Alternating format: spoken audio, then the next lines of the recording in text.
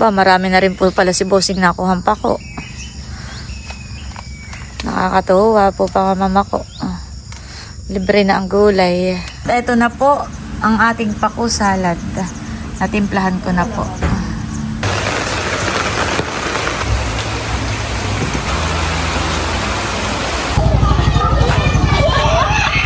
Alam na paalis ang papa.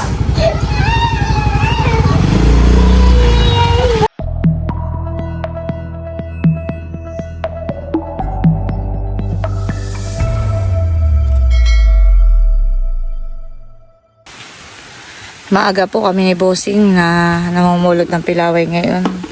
Para pong marami pong laglag ngayon. Gawa ng mahangin po kagabi.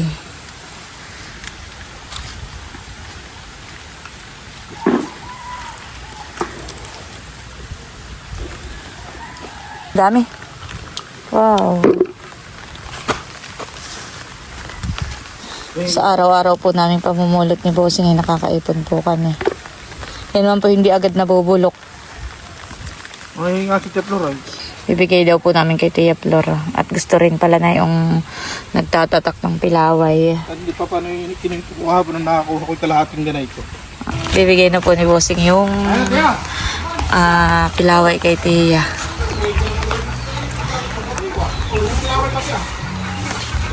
Yan po, nandito kami kanahaise. Kami po bibili ng isda. Dapating po si RJ kahapon. Good morning, Inang Merna.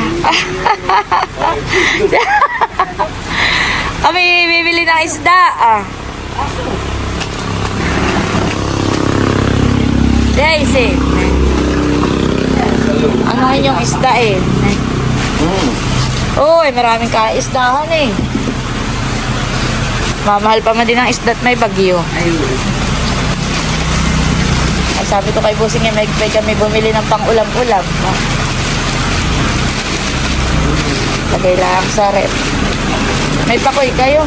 Oh, laki ng isa. Itong hatal. Ano isda yun? Yun, napakalaki bossing. Tingnan mo nga. Pampano. Ha? Pampano. Pampano. Yun ang masarap.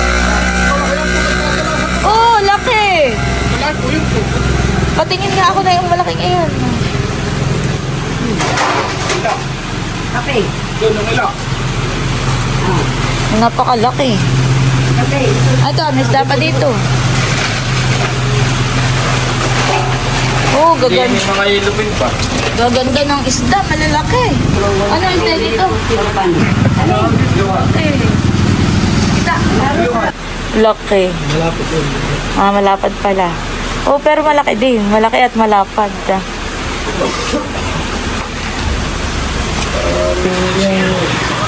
Ano yung tabi? Ibad ko kahapon o.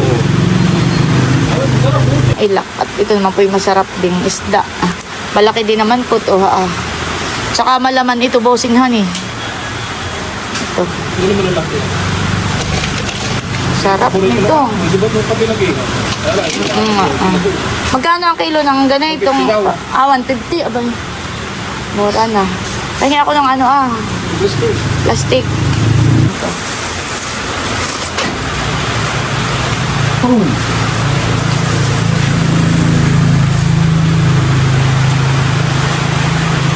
Ang ulam-ulam po namin. Kung may pupunta ng Maynila, di si Mike na padala. Alin? Sa Maynila. Ayun eh. Padala ilang kilo na iyon. Nahanangin yung kiluhan. Bakit? Hiniram. Abay. Oh, laki naman ito. Ilup eh. Ay, ito ba ang bibilhin mo? Hindi. Yung isa. Gusto mo ibili ko rin. Bawag Patay, wala na ibayad. Yan daw po ang lapad. yan daw ang gusto ni bossing, tuling ang lapad. Yun daw po palang isdang daw sa plastic ay papadala ka na nanay. Ay, pakupuntahin mo na lang dito si si Becca. Yung po palang kiluhan nila ay hiniram po na yung kapitbahay. Inaantay lang po namin. Si Hazel po ay naglalabas na ulit ng kanyang paninda. Paggabi pala ay sinisilit mo di yan, honey. Yan lang naman pong mga noodles, tsaka mga tinapay ang inilalagay. Kung baka ito ay dapat ay may bitin na lang dito. Paano na kasiglat mo? Kung na kumakakait ka. Pero yung mga dilata po at mga nasa bote eh kahit hindi po ilagay ng isa. Sa mga panakaray, wala na. Baka sa dito sa ating at medyo.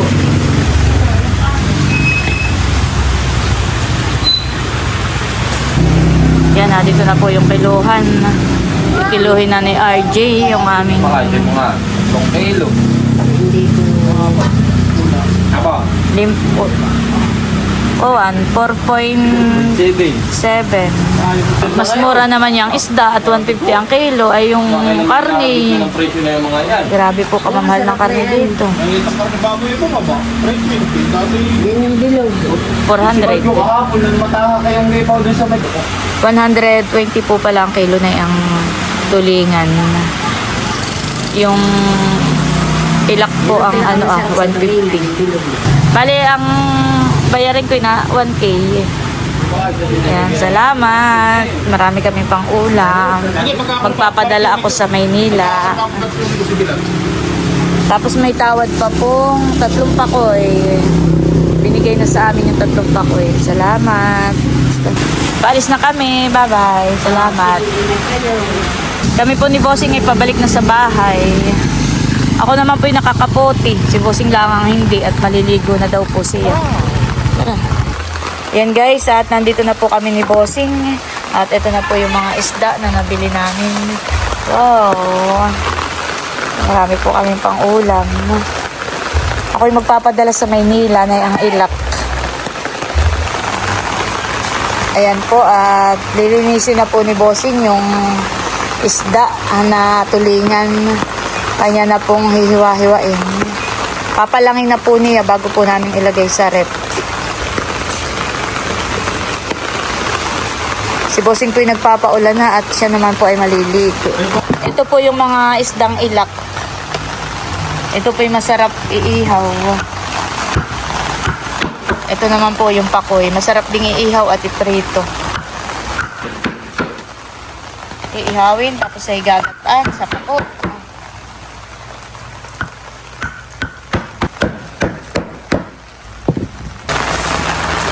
Yung pong mga bituka ay dadalhin ni Bossing sa fish pond.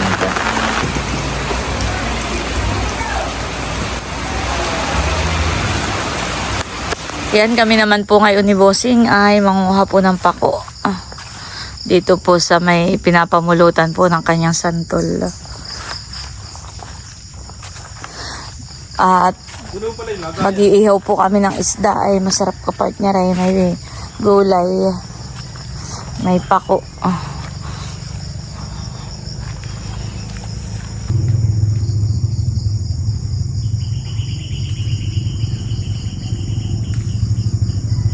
Libre na po ang gulay. Maganda po kapag maulan at sila po ay maganda ang sibol ng mga pako pag maulan.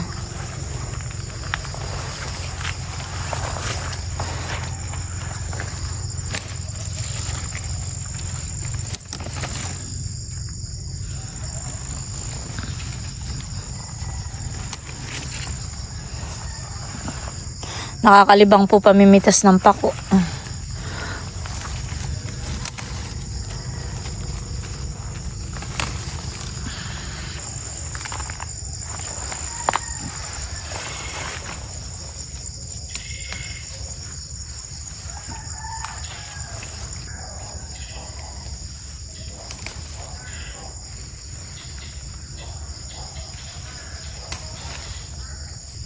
Maganda ang mga pakuhan eh, parang mga kulot.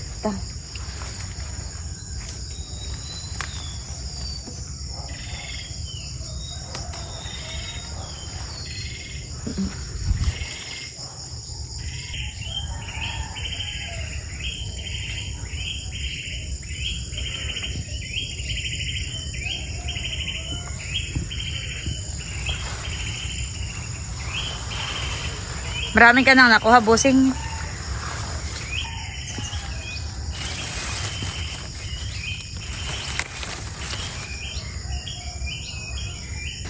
Ba, marami na rin po pala si Bossing nakuha pa ko. Nakakatuwa po pa mama ko. Libre na ang gulay. Sariwang sariwa pa. At masustansya. Yan, namimitas na po si Busing ng pako. Bano po?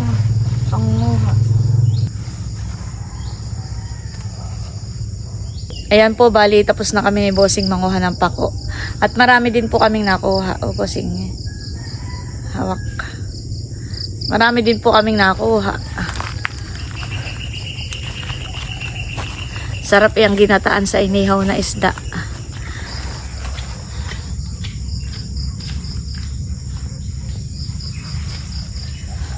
Si Bossing daw po titingin pa ng pako dito sa may kabilang side. Kami po ay dito na makuha. Yan. Ay, doon daw po si Bossing titingin ng pako. Ito naman po ay dito lang sa may palaisdaan. Ito po. Dito lang po tayo sa tapat ng fish pond.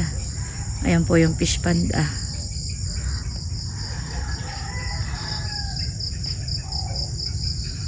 Nandito na po kami ni Bossing. At may batang nakaabang na kay Bossing. Wala ni Lula. Ayan, sinusubukan ka na agad ng tinapay. Kikis daw, kikis. Hey. Gugutayin ko na po itong mga pako na pinakupo namin ni Bossing.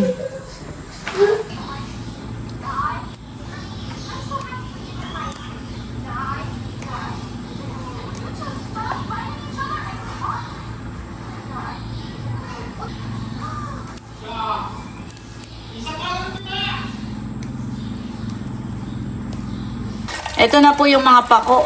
Nagutay na po natin ito at huhugasan na po natin.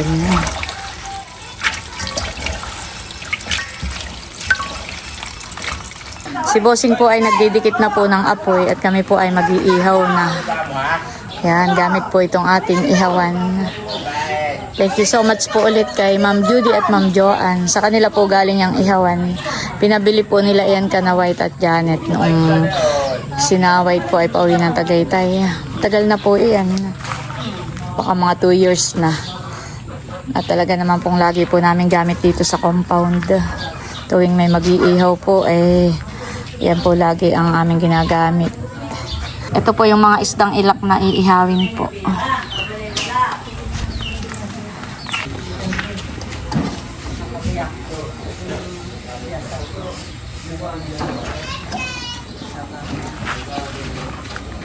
Teo! Teo po yung nangangapit bahay na. Gusto itatambay dito sa labas. Malilibang. Nakasaklang na po yung ating iniihaw na ilak. Wow, mas malaki yung isahan. So, nasa lang yung niyog. Ay, hindi na ako magagata. Ayokong gatan. Nakahanap ng kalaro si Teo. Nakigaya. Nung humatsingay, umubo naman siya. Oo, bayan. Nag-ubo-ubuhan. Akin na! Ay, naku! Lahat mo na lang ay nadudot-dot. Happy si Teo pag nandito sa labas.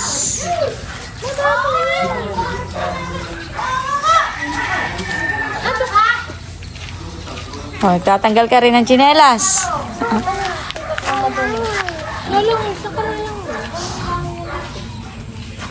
May kalaro si Teo. Nabiling na po pala ni Bossing itong ating inihaw na isdang ilak. Ayan po. Akin na si Teo. Gigit na natin. Kami po ay bibili po ng pang-ingredients doon po sa pako. Pako salad. Halika, mahal ko. Akalungin ni Lola. Halika, halika. Ayaw sumama sa akin. Halika, dali. Ay, kakalungin nga. Kasama nga tayo ni Loloy. Kakalungin nga kita. Gigit na ka namin. Wala hindi isasama. Halika na, mahal ko.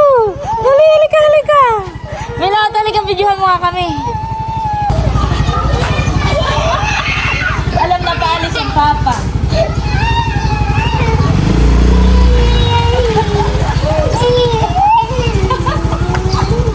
Kasama nga tayo. Sa Prank! Bye-bye, Tayo. Kami naman po ay malapit lang. Dito lang kami sa may labas. Bye-bye, Tayo. Bye-bye na ikaw. Bye-bye. Wow, dito ka na lang. Huwag ka na sumama.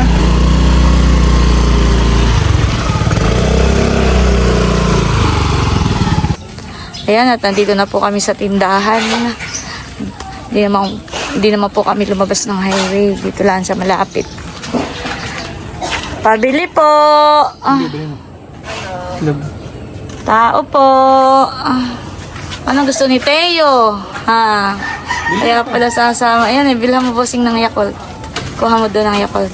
Pabili nga po itlog na malat, 2. Tapos ay kamatis.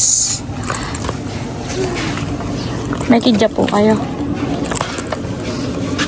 Magkano po ang mga tama na ang 3 kamatis. Tapos ay kalamansi.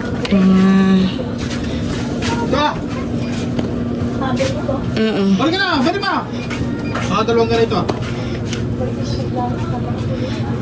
Tsaka kalamansi. Hawakan busing at baka pumunta ng kalsada. Ayan po, may pinamili na si Tayo. Pabuksan mo sa lolo. Pabuksan mo. Tatalin na namin dito. Balik ka rito. Busing hawakan mo ha. Hawak mo to. Tayo na. Nakabili na po kami. Nagpakulo na po ako ng tubig. At babandian na po natin itong pako. Ito'y napakabilis lang. Ibubuntog lang po natin sa mainit na tubig. At okay na po ito. Pwede na pong ahunin agad. I-drain na po natin. Ito na po yung ating pako na binanlian. At ito po yung mga ingredients na ilalagay po natin. May kamatis, kidya, sibuyas, tuna, at saka po itlog na maalat. Ayan, titimplahan na po natin. Lalagay na po natin itong tuna. Pipigaan na rin po natin na yung kalamansi. Lagyan na rin po natin ng kamatis, saka po ng sibuyas. At hahaluin lang po natin itong may... Ganun na daw Yan, at ito na po ang ating pako salad. Natimplahan ko na po. At ninaahon na ni Mother yung isda.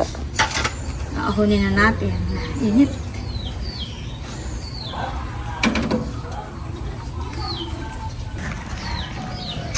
Wow. Wow, sarap ng ating inihaw. Nakahayin na po itong ating mga ulam. Ito po yung ating pako salad. At yung ating pong mga inihaw na ilak. Kain na tayo. Si Teo po ay gutom na.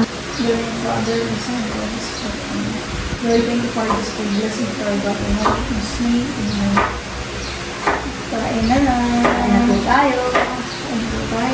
Manood ka ako sa... Ayun, no, sorry. Never nalagyan sa Ito na lagay yung balik. Kain po. Ito ang namimiss din na i-draw sa kuwan. Pero nung kami po lumawas ng Maynila, nagdala po kami ng pako. Kami nagpinta doon ng Sumatay ng fish. Kaya yung fish. Ito po yung aming sausawan. Ito yung nilagyan ni Bossing ng sili. Kain na, Teo. Nakain na rin po si Teo. Ang ulam may isda. Lagyan mo milot ng pako. Si Teo. Sarap.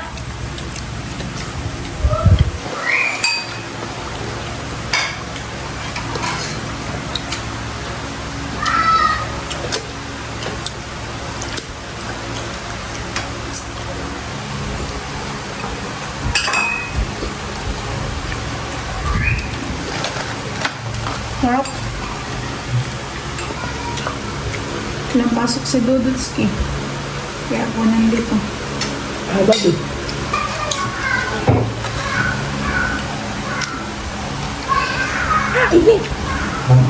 Bagong ahon na kaya mainit. Yummy Teo. Hindi mapang mamay century. Manghang. Nabago pa naman dito.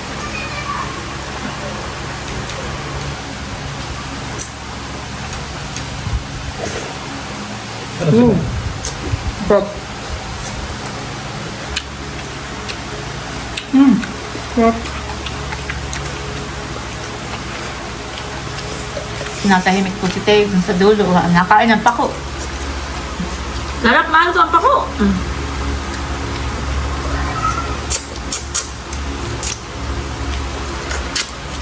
Dinadampot niya yung pako. Sarap, mahal ang pako. Thank you tayo. Gusto mo pa ng fish, tayo?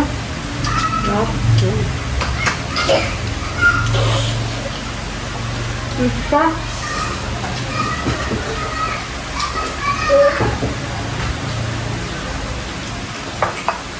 Lama, ano? Pagsawan niya.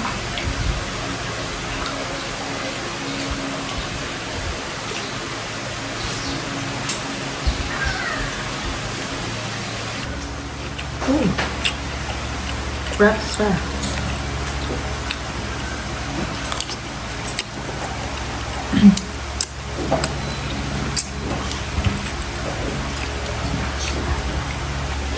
Crunchy yung pako.